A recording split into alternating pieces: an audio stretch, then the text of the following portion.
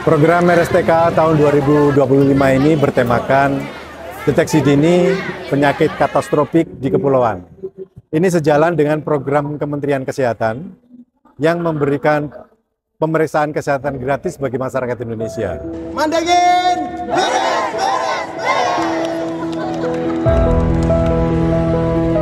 Katastropik sendiri artinya bencana.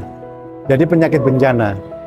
Bencana artinya bisa menyebabkan kecacatan dan kematian pada pasien, bencana bagi dompetnya pasien, atau bencana bagi kasnya BPJS. Untuk sesi pertama kita saat ini ada di Pulau Mandangin. Di Pulau Mandangin kita membawa sekitar 26 relawan, yaitu ada sekitar 3 kesehatan masyarakat, termasuk 1 ahli gizi di dalamnya, ada 2 apoteker, ada 1 dokumentasi, dan sisanya ada dokter umum dan juga dari spesialisasi. Antusias masyarakat sangat tinggi di Pulau Mandangin. Kita kemarin sekitar 4,5 hari kita sudah melayani sekitar 1.214 pasien.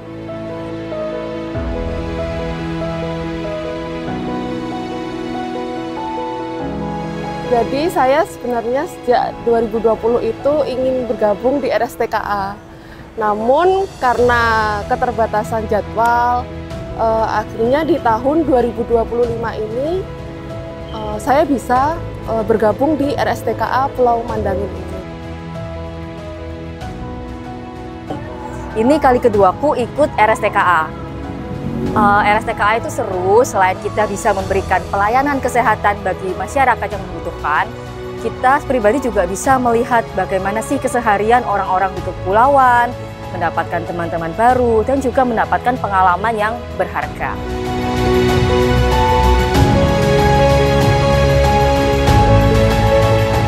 Kami fokus pada pemeriksaan kesehatan gratis di kepulauan, sekaligus dengan eksekusinya.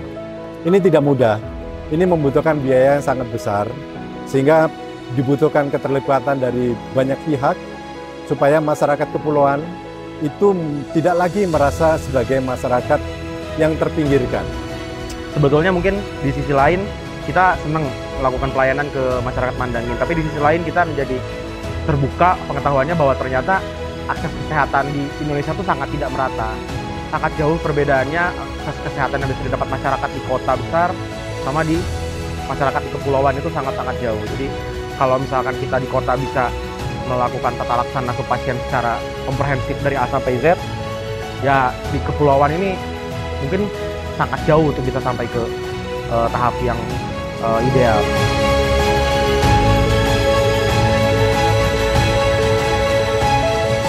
Pengalaman yang saya temukan, ada masih banyak kasus-kasus malnutrisi pada pasien anak-anak di Pulau Mandangin, dan juga ada beberapa penyakit yang cukup menarik yang saya tidak nyangka bisa menemukan penyakit ini di Pulau Mandangin. Ya, salah satunya adanya kelainan jantung bawaan biru, yaitu TOF.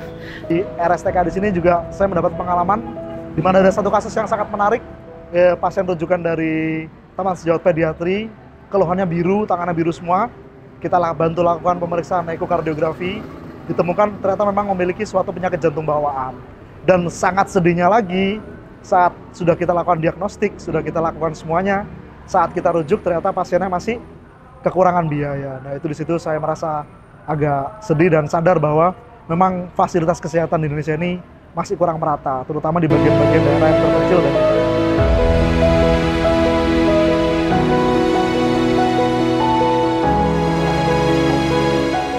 Terakhir kita ini melakukan pelayanan dan pemberian berbagi ilmu, transfer ilmu kepada teman-teman sejawat nakes di RSUD Sampang dan sekitarnya. Meskipun ya dengan keterbatasan, dengan badan yang memang udah capek, ya tapi dengan mereka antusias sekali, jadinya kita tuh jadi juga semangat banget berbagi ilmu pada mereka. Kesan saya mudah-mudahan ini bisa ada berkelanjutan ya, jadi nanti bisa membantu masyarakat Sampang untuk melayani di daerah-daerah yang tidak terjangkau, yang di pelosok, misalnya di Mandangin ya.